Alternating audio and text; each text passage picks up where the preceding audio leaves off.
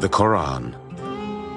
It is one of the most influential books ever written, a sacred text that over 1 billion people live by. It's a rule book about how to live one's life.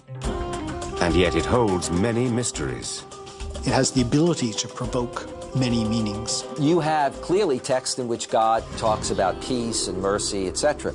But you also have texts that deal with violence and warfare. From the Qur'an's mystical origins in the Arabian desert. He heard this voice, and the voice said, recite. To its dire warnings of justice and retribution. The Qur'an is not shy about explaining the explicit punishments that people will suffer in hellfire. What is at the heart of this sacred book? What are the secrets of the Qur'an?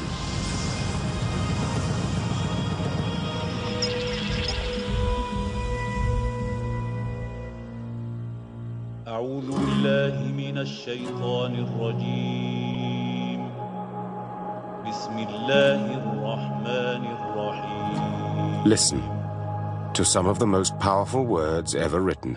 الحمد لله رب العالمين. They are the words which drive one of the world's most venerable and also fastest growing religions. مالك يوم الدين. Echoed over 1400 years by billions of voices. They are the words of Islam's holy book, the Qur'an. Muslims believe that the Qur'an is something that was revealed by God directly to the Prophet of Islam. It's not merely what God inspired his prophet to say, or say a history of some important event. It is actually God's own message to the world.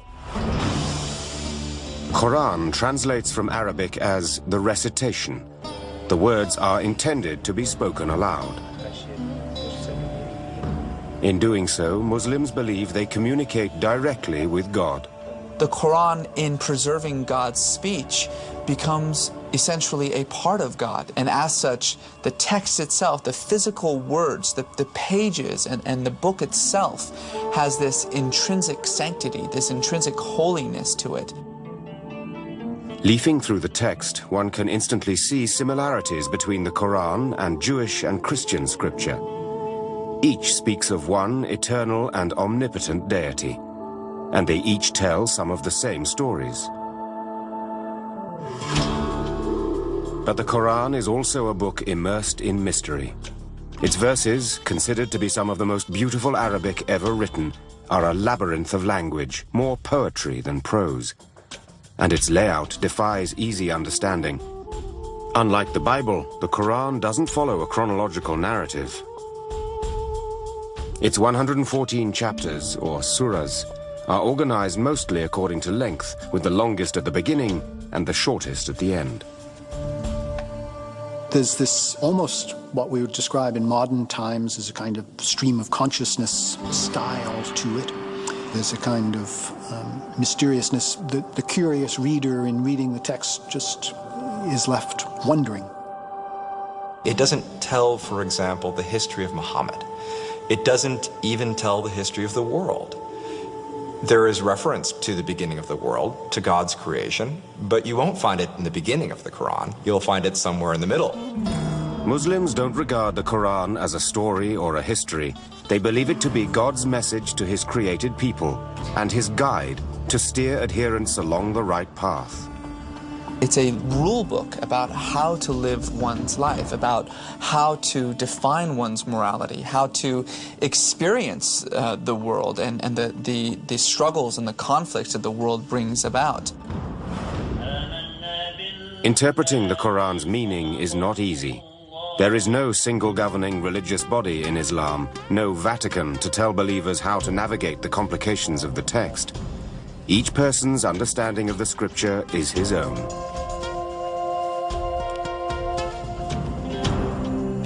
As a Muslim, you have to believe what the Quran says. Now, of course, the interpretation of what the Quran says could be different depending on who you listen to. So what does the Quran really say? And what does it really mean? The infallible words of Allah that Muslims obey today were revealed at a specific point in history to a real person in an identified place. The traditional Muslim account of the Quran begins 1400 years ago on a barren stretch of the Arabian Peninsula. This remote land was the home of Bedouin desert nomads and also the base of some tribal settlements.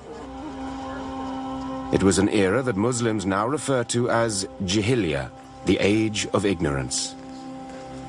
We might refer to Arabia as a backwater of civilization, compared to the great empires of Byzantium on the one side and the Sassanid Persian Empire on the other side. In the middle of the desert, surrounded by mountains on all sides, was the town of Mecca, the social, economic, and religious center of Arabia. Mecca was the gathering place for many coexisting strands of religious thought. Some Arabs at the time had adopted the monotheistic beliefs of Judaism and Christianity, and the stories and doctrines of those faiths were well known throughout Arabia. Pre-Islamic Mecca was a city that was teeming with Jews and with Christians. So there was this stew of various Christian thoughts and various Jewish thoughts.